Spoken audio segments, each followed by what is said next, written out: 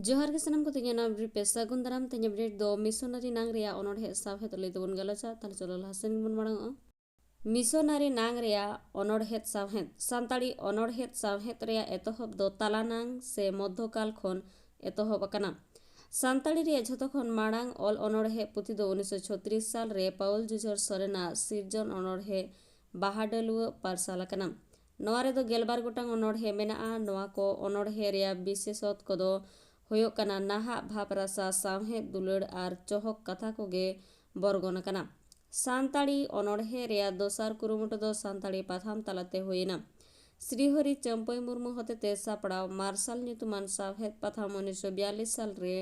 मोटामोटी तीते ऑल कते एहब लेना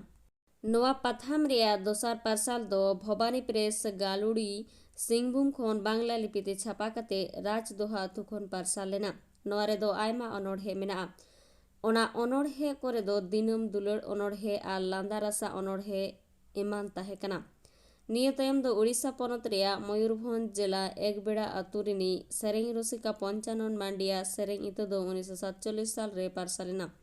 नुया अनोढ़े हर सेरेंग रेया रड़ते सिरजन कना 1951 साल रे पूर्व सिंहभूम रिनी ठाकुर प्रसाद मुर्मुआ एभेन आड़ांग पार्साल लेना नुया ओना साव साव आपड़े ऐदरी आर दैक रेया भाप रासा कोगे फोटेल रकाबेना नित हाबी मोटामोटी 9,000 गान अनोढ़े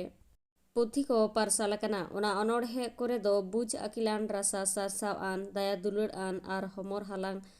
आन भाप रासा कोगे जस्ती मेना कदा आधान अनोढ़िया को दो दिसम दुलड़ सावता अरी चेंघा सेचेत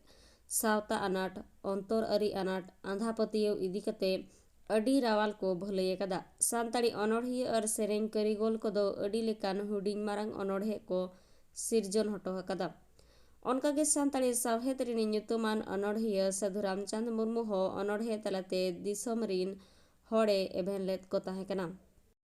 ओनकागे आर मित अनोढ़िया गोराचांद टुडू हो चांदमाला ᱧᱩᱛᱩᱢᱟᱱ अनोढ़े पुथि ऑल कते सानताड़ी सावहेद किसड़ हटो कदा वीडियो तो नोड़े मुझे देना वीडियो मुझे दबी ᱧᱮᱞ ᱞᱟᱹᱜᱤᱫ ᱥᱟᱱᱟᱢ ᱠᱚᱜᱮ ᱥᱟᱭ ᱥᱟᱭ ᱥᱟᱨᱦᱟᱣ नेक्स्ट ᱟᱨᱦᱚᱸ ᱢᱤᱫᱴᱟᱝ ᱱᱟᱣᱟ वीडियो ᱛᱤᱧ ᱥᱮᱴᱮᱨᱟ ᱛᱮᱦᱮᱧ ᱫᱚ ᱱᱚᱰᱮ ᱜᱤᱧ ᱢᱩᱪᱟᱹᱫᱮᱜᱼᱟ ᱥᱟᱱᱟᱢ ᱠᱚ ᱥᱟᱹᱜᱩᱱ ᱡᱚᱦᱟᱨ।